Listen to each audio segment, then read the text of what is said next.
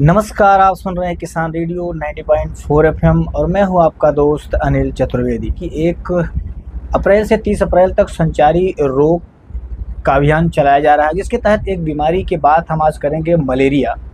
तो हमारे साथ मौजूद है इस समय deputy CMO doctor SB Singh ji. तो सर, सबसे पहले हम बात करें उससे पहले आपका बहुत बहुत स्वागत है हमारे इस चैनल पर। थैंक यू सर, हम सबसे पहले बात करना चाहेंगे कि मलेरिया क्या है, हमारे श्रोताओं को यह बताएं। देखिए, मलेरिया एक तरह से मादा मच्छर जो फीमेल एनोफिलीज मॉस्किटोज होते हैं, यानी एनोफिलीज जो मच्छर होते हैं उसकी फीमेल, उसकी मादा, उसके काटने से होने वाली बीमारी है। और मलेरिया आज से नहीं, काफ़ी पुरातन काल से चली आ रही बीमारी है जी। और ये बेसिकली जब फीमेल एनोफिलीज मॉस्किटो की जो प्लाज्मोडियम जीनस के पैरासाइट्स हैं, अगर उनको कैरी कर रही है जी। ये आप एक चीज़ समझिएगा जी कि हर एनोफिलीज, फीमेल एनोफिलीज के काटने से मलेरिया नहीं होता है जी।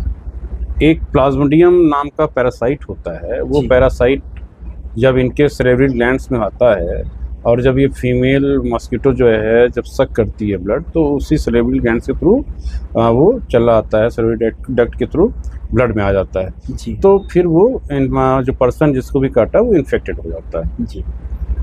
तो बेसिकली अगर कोई फीमेल एनोफिलीज मॉस्किटो जो कैरियर कर रही है प्लाज्मोडियम पैरासाइट को जी। वो जब किसी भी आदमी, चाहे वो बेसिकली ये फीमेल हैं इसलिए ज़्यादातर ये मेल्स को ही बाइट करती हैं जी।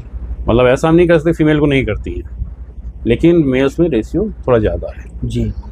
तो उनको जब ये बाइट करेंगी और ये पैरासाइट को ट्रांसमिट करेंगी, इन्फेक्शन होगा, तब ये बीमारी मलेरिया आती है, वही है जी। ठीक है सर, हम आपसे ये भी जानना चाहेंगे कि इसके लक्षण क्या क्या होते हैं। जी जी जी, definitely I will please to inform कि देखिए, अगर एक बार मलेरिया हुआ जी। तो सबसे जो प्राइमरी लक्षण आएगा, जो सबसे पहला लक्षण आएगा वो है आपका बुखार, फीवर जी।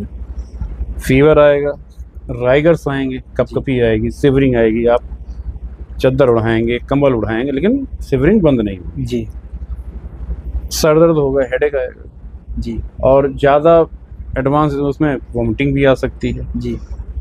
और भी ज़्यादा अगर पेशेंट इल होता है, क्रिटिकली इल होता है, तो फिर वो पेशेंट कोमाटाइज भी हो सकता है जी। मतलब ये समझिए इस लाइफ थ्रेटनिंग कंडीशन, अगर इसका हमने समय रहते ही इलाज नहीं किया तो एक तरह से प्राण घातक भी हो सकती है जी।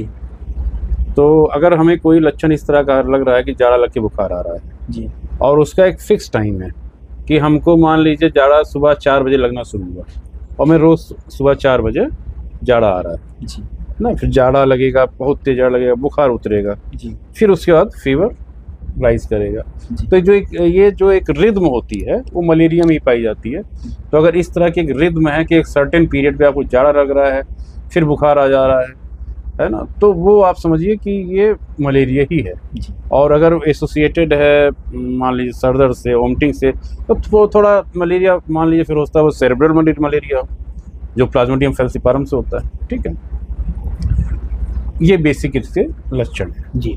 सर, हम आपसे ये भी जानना चाहेंगे कि इस मलेरिया के संक्रमण से बचने के लिए क्या क्या सावधानियां बरतनी चाहिए। जी, सबसे पहली सावधानी हमें जो बरतनी है कि हमें फुल स्लीव की जो है कमीज़ पहननी है जी। फुल पैंट पहननी है। दूसरी, अगर हम घर पे हैं तो मॉस्किटो जो रिपेलेंट चीज़ें हैं, चाहे वो इन द फॉर्म ऑफ कॉयल हो जी। या लिक्विड हो, जैसे आपका आता है गुड नाइट का, जैसे और भी कंपनियां हैं, मार्टिन है या फिर ऑल आउट है, इसका प्रॉपर यूज़ करना, साफ़ सफाई रखना, कहीं घर में गमलों में ऐसा ना हो गमले में पानी डाल दिया तो बिल्कुल पानी पानी भरा है जी। थोड़ा जो ह्यूमिड एटमॉस्फेयर है जो प्रमोट करता है इनको, ह्यूमिडिटी कम से कम रहे।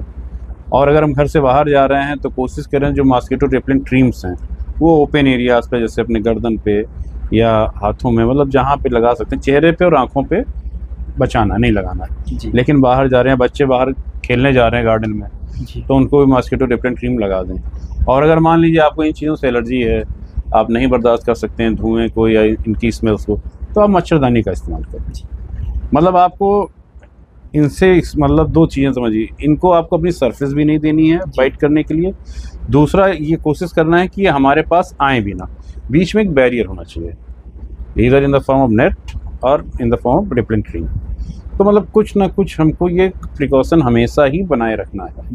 जी जिस तरह हम आपसे ये भी जानना चाहते हैं कि क्या मलेरिया का कोई टीका भी उपलब्ध? हाँ, मलेरिया का बिल्कुल टीका है, मलेरिया का टीका है, लेकिन उसकी जो सक्सेस रेट अभी बहुत ज़्यादा नहीं है। जी। और दूसरा ये उन जगहों पे यूज़ किया जा रहा है जहाँ पे मलेरिया एज एपिडेमिक है। जी। एपिडेमिक जैसे हम ऐसे समझिए जैसे कोई बीमारी जो कि पर्टिकुलर एरिया में बहुत ज़्यादा फैली हुई है, तो हम वहाँ पे इस टीके का इस्तेमाल करते हैं। जी। लेकिन अभी ये उतना सफल नहीं जितना हमारे पोलियो वैक्सीन या और वैक्सीन, तो उतना भी सफल नहीं है। तो इसीलिए अभी ये रिस्ट्रिक्टेड है एपिडेमिक एरियाज़ में, रेगुलर यूज़ में ये टीका नहीं लाया जा रहा। जी। जी सर, हम आपसे ये भी जानना चाहेंगे कि सरकार और स्वास्थ्य विभाग इस बीमारी को लेकर के कौन कौन से सावधानियां या कदम उठाए जी जा रहे हैं? बिल्कुल बिल्कुल। देखिए, जो संचारी रोग, विशेष संचारी रोग, जो संचारी रोग नियंत्रण अभियान है, इसको देखिए नाम दिया गया विशेष संचारी रोग नियंत्रण अभियान, जी। जिसमें हम हर उस बीमारी को कंट्रोल करने की कोशिश करते हैं जो किसी न किसी वेक्टर से होती है। जी। अच्छा, आपका मलेरिया भी एक वेक्टर बॉर्न डिजीज ही है, क्योंकि इसका वेक्टर मच्छर, मॉस्किटो है। ठीक है, फीमेल मॉस्किटो। तो पहली चीज़ देखिए, सरकार ऐसा जो विशेष संचारी रोग नियंत्रण अभियान चला रही है, आपके एक साल में 3 या 4 बार जो है आपका विशेष संचारी रोग नियंत्रण अभियान चलता है। जी। तो ये पूरा हमारा 1 महीने का होता है कार्यक्रम, जिसमें हम जहाँ भी हमारी एक समझिए जहाँ पे मॉस्किटो डेंसिटी ज़्यादा है जी, या मॉस्किटो रिप्रोडक्शन ज़्यादा है, ऐसे एरिया को हम लोग ट्रैक करते हैं। फिर उन एरियाज़ में हम लोग फॉगिंग करवाते हैं, लार्विसाइडल स्प्रे करवाते हैं। तो और अगर हमारे जैसे दस्तक अभियान भी चलता है,